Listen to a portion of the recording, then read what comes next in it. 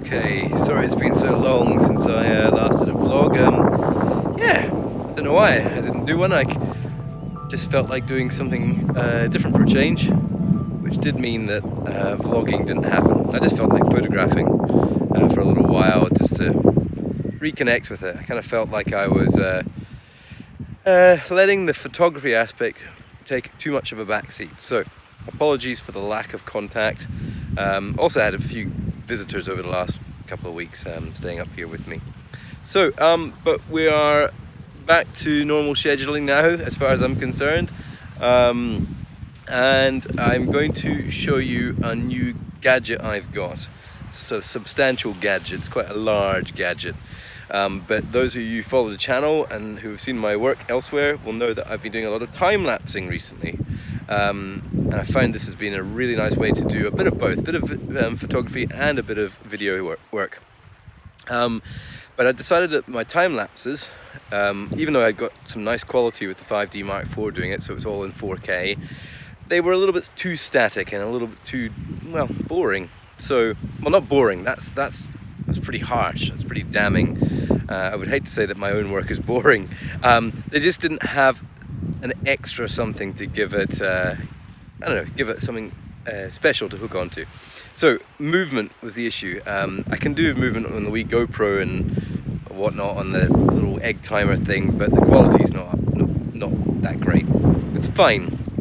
But I have been testing out over the last couple of days and I've been really pleased with the results. So I thought I'd do a vlog which actually had a subject for a change, in that I'm going to show you how I do my time lapses. I'm going to show you the gear and I'll talk a little bit about the editing process, which is actually a large chunk of what it is, but I'll talk a bit about that in a moment. So it's a nice grey dull day with a fair bit of wind around. So we've got some nice moving clouds. There's not much to do in the water though, it's pretty flat calm again, strangely. The wind's coming from the southwest, but we've got some nice moving clouds. So I think we'll be able to capture a time lapse. So I'm just going to do this process of actually capturing the time lapse. It's a long one. I mean, yesterday I was capturing time lapses for 2 hours, over 2 hours for one time lapse. Which was great, but I really mistimed. I really underestimated how long it would take me to do. So I think we'll do a shorter one today, just to give you an idea of how it works. But I may change my mind. I reserve the right to completely and utterly change my mind and sit here for the next 2 hours doing a time lapse while somebody's doing some work on my house. I didn't want to hang around for the banging. It was winding fire up as well. So we're out here on Port Hill. I think it's called Port Hill, something like that, above Portknockie Harbour. You've probably seen the B-roll before this already, which should give you a little bit of context as to where I am. But there's a nice sea-wall breakwater out here, which they call the Pinty, and looking over towards the Tronic Head, otherwise known as the Horse's Heat, because it kind of looks like a horse's heat head if you're not from Scotland. I'm blethering far too much now, and it must be boring already, and I don't want to lose you. So bear with me whilst I get this thing set up, and when it's set up I'll show you around a little bit more whilst it's doing the time lapses. Yeah, okay, see you soon. Okay, this is the box you have to walk around with, which is the biggest drawback about this device. It's not small, and it comes in a rather ridiculous looking suitcase type thing. I've been accused, jokingly of course, by a neighbour of walking around with a weapon. Anyway, so it does look a little bit ridiculous carrying it around the countryside, but it keeps it safe. So it's a pretty decent little bag case sort of thing. Zips up, and inside it's hard polystyrene molded, and you just lift up this flap and voila, slider. And then there's a whole pile of cables that come with it for many different shutter releases for different brands of camera. Little remote timer battery, which is a standard Sony camcorder battery, which is nice, so easily replaceable and easy to buy spares. Cable for power for the actual slider itself, and the slider is made of carbon fiber and machined aluminium. It's a nice, solid, sturdy build, and yeah, pretty happy with it. It's not too heavy, In fact, it's not really heavy at all. It's quite light. So yeah, that's not a problem. It's just the size of it.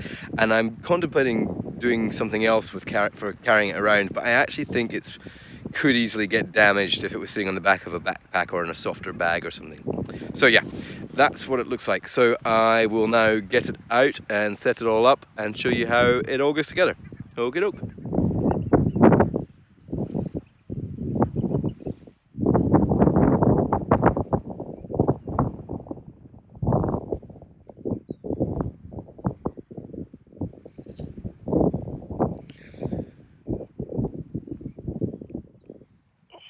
Okay, so this is the rig, this is the setup.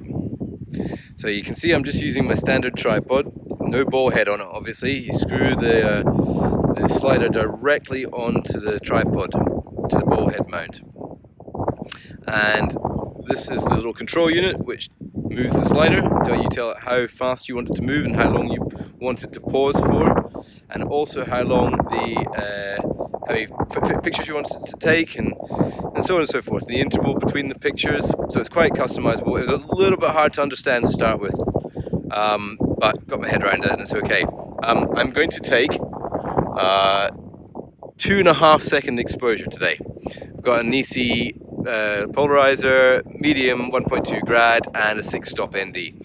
I'm at 16 millimeters on the 16 to 35 because I want to be nice and wide to get the full movement of the clouds in the frame. Even though the 5D's got an intervalometer on it, I'm not using it to do this. I would normally use the intervalometer on the Canon, but this system actually works just fine and it's all kind of works together, which I'm happy about. Also, you've got this central bar in the middle, this bar here, which can be set at an angle diagonally across the frame, as I have it just now, or it can be just set straight across, running parallel with the main slider. So the way it's set up at the moment means that as I push the camera across, you'll watch that the camera itself turns as well on the slider. So it gives you a full range of movement, which is pretty cool. So I want it to turn. I want to get as much movement in the video as possible. And yeah, so that's how that's working. If I wanted to just go straight across, I could easily set that. Now the ball head doesn't come with it. You do need to have a spare ball head. I'm just using the one off my Joby Gorilla Grip pod thing. And you do need to make sure you get it as level as possible. Do make sure you use the, you've got a spirit level here and a spirit level obviously on the tripod as well. Get it as level as possible before you start, otherwise you're going to get a wonky horizon, and nobody wants a wonky horizon. It's a horrible thing.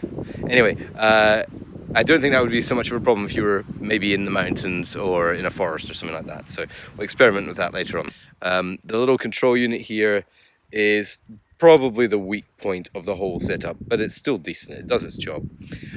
So I'm going to switch it on and I'm going to choose a time lapse. And I'm actually going to use my settings from yesterday. So my settings from yesterday seem to work. So if you've got one of these, what I'm using is interval is 0.1, time lapse is 0.1, stop time is 7.5. These are seconds, by the way, I believe. And I'm going to shoot a maximum of 1,500 photos and no auto loop. I think it's going to take about two and a bit hours to get 750 images like yesterday. That will give you a good idea. So it is quite a lengthy process, so I don't know, bring a nice book, make sure you've got 4G, something like that, just to keep you busy whilst it does all the work, because sadly it's not something I want to leave lying out on its own for somebody to have.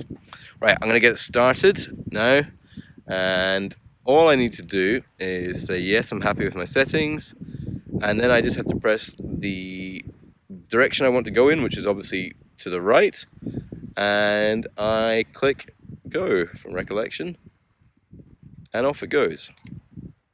So you may see it move,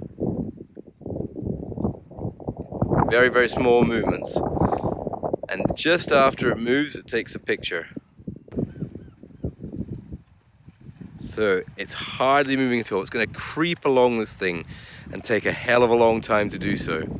and each time it moves, it takes a picture, which we can see here. So at the moment I'm just looking off into the distance at the clouds, and eventually, once it finishes its track, it's going to pan back around and end up looking at this view here. That's the plan. There's no rain forecast, but you never know. All I do is drape a cloth over everything, and it seems to stop it from getting wet or upset by the water. Now you need to check your exposure as well, because otherwise you're going to have a lot of work to do. But I tend to underexpose the images deliberately on this, so that if the light changes too much, that it won't burn out the highlights. I find that shadows are more recoverable than highlights. I'm sure some people will disagree with me. That's just my experience. It certainly is with this camera. I can recover a lot more detail in the shadows than I can in the sky. And considering this is all about moving clouds, I want as much detail in the sky as possible. I could even use another grad, but I've decided not to. I've decided the sky is dark enough today. Right, well, I'm gonna lie around for the next wee while. I'll bring you back into the loop soon.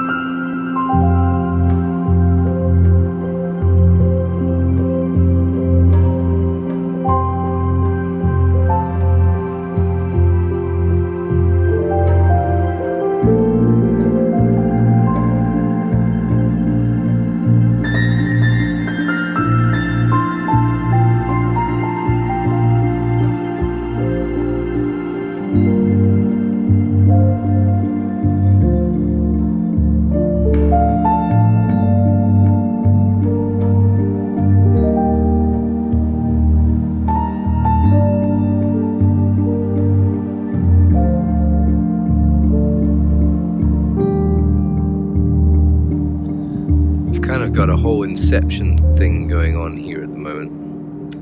I've got the GoPro taking a time lapse of the motorized slider and the Canon taking a time lapse to show you how it moves along the rail. There you go, time lapsing a time lapse.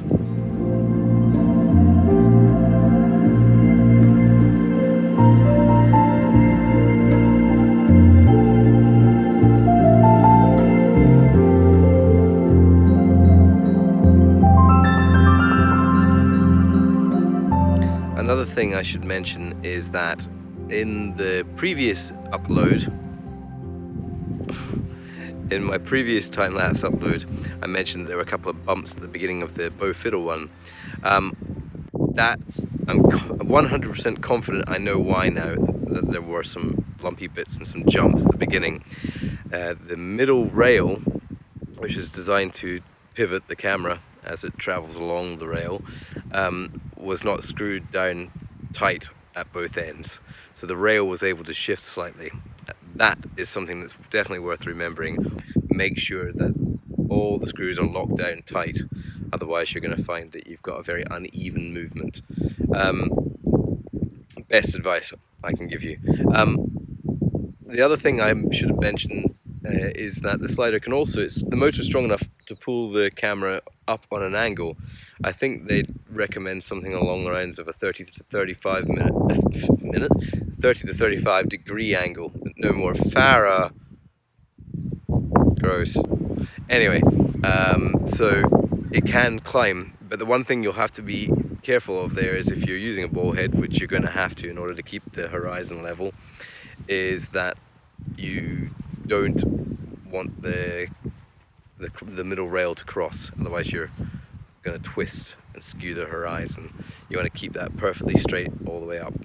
So I'll do one of those at some point as well. I'll do a climbing one. I think that might work well with something close to the foreground as well, so we get a bit more perspective of the climb. Right, I hope that makes sense, and I hope that this has been interesting, informative. I don't really want to consider it a review or anything like that. It's a really good product regardless. It's doing exactly what I needed it to do.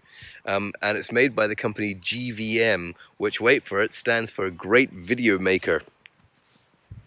So they've gone all out on the name there. But they have made a decent product. I can see that the only things that could go wrong with it are easily fixed. They're easily replaced because they're generic parts. So the step motor and the rubber track that it slides along, those are all easily replaced.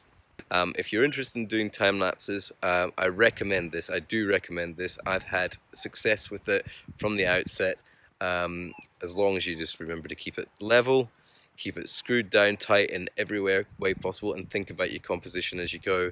Keep your settings on manual, including your focus. That's really important. You don't want it to refocus every single time. The only other thing I think I could add to this setup is add a 2-second delay timer on the camera, just to ensure that the motion of the motor and the camera moving doesn't create any vibrations in the camera, so that it would maybe make a blurry or shaky image. Anyway, you get the idea. Right, so I hope this has been useful. It's been nice to vlog again. So thanks for watching, and if you enjoyed it, give us a thumbs up. If you thought it was a pile of pish, give us a thumbs down. No, don't do that. That upset me. I got one last week. Anyway, I'm not really upset, I'm just kidding. But, and if you haven't subscribed already and you like what you see and you want to maybe go through the back catalogue and get notifications of new videos coming up, hit the old subscribe button. Yeah, hope you enjoyed it. Catch you next time. Bye-bye.